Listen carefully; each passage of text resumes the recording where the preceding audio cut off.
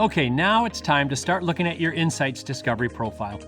But before you dive in, I'd like to share with you what's included in it and give you some ideas on how to go through your profile to get the most out of it. You might be surprised to learn that your profile is unique, 1 in 100 billion. The first thing you'll notice when you open up your profile is the overview section. It comes right after the introduction. The overview section is a 2 and sometimes 2.5 page summary of the entire profile. It is a great way to have someone get a quick read about who you are without going into all the details on the following 20 pages. And because it's such a concise summary, we're going to invite you to go through an exercise to validate the profile to make sure that you connect with it, and also identify some areas where maybe it's not so accurate in terms of how it describes you. The easiest way to validate your profile is to read through the overview and identify 1 or 2 key statements that really resonate well with you.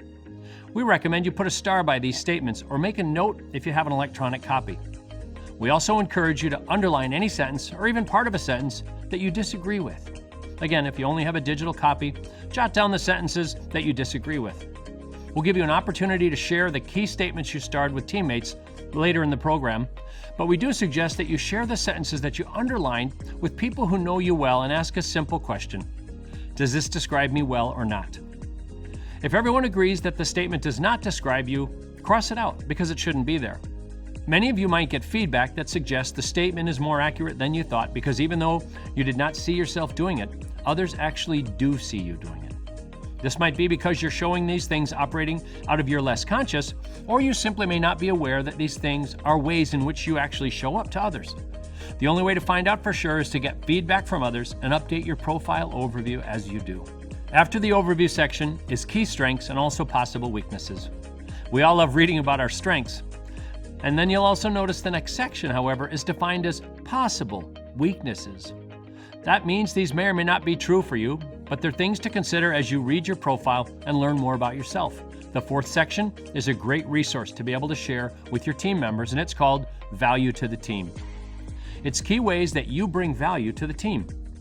A great conversation with another team member would be to share your profile with them and ask from this page, what are some of the highest values that they believe you bring to the team? It's a great way for you to get some feedback from teammates about what they appreciate you do for the team. And it also allows you to focus even more on those things that team members already appreciate in you. The next 2 sections are called communications. The first is about effective ways for other people to communicate with you, and it's followed by a page called barriers to effective communications. We like to call these 2 pages your communications do's and don'ts. We also sometimes call them the marriage saver pages because they are excellent pages to share with a spouse or partner. When you do this, you often learn that arguments you have are based more on the style you use when communicating with each other and not about a particular topic. Next is your possible blind spots. This is where the profile suggests how you might show up to others when you're operating under heavy stress. Often, because of such a high level of stress, people don't actually recognize that they even show up this way. And in fact, a good way to find out if this is true for you is to share this page with someone who knows you well, especially someone you are in a personal relationship with, and ask them if you ever show up like it suggests. Many people are surprised to find out that they actually do show up as described on this page, especially under heavy stress. Next is your opposite type, which is a page helping you recognize your opposite type, followed by another page giving you key ideas on how to communicate more effectively with your opposite type. Consider how, if you are in a close relationship with your opposite type, these pages could become even more valuable. Some people are more eager to dive into this next page called Suggestions for Development than others. What we invite you to think about is not that you should work on all the things that are listed here, but make a determination about 1 or 2 things on the list that might really help you succeed more in your current role. It's daunting to think about taking on all the suggestions at one time, but just start with 1. Start with something small. Track your progress and see if you can't make an improvement in one of those key areas listed. All these sections that I just discussed are part of what we call the Foundations chapter of your Discovery profile. The next 4 pages are what we call the Management chapter.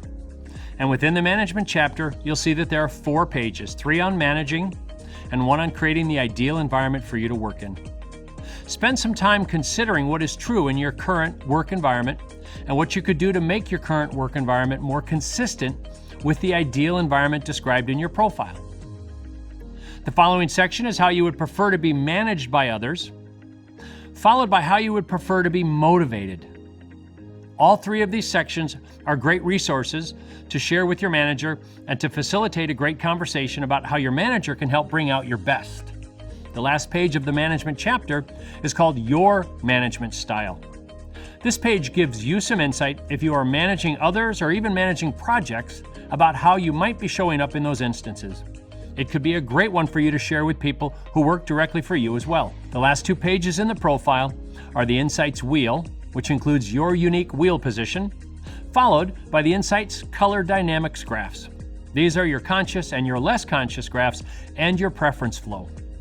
Often these 2 pages, especially the graphs page, are where people spend most of the time understanding who they are and finding ways to connect and adapt better with colleagues, coworkers, and others. The language of color is what makes the discovery model so simple to use and so understandable as well. We'll unpack the wheel and the graphs in later videos, but now you have a good sense of everything that is included in your unique Insights Discovery profile.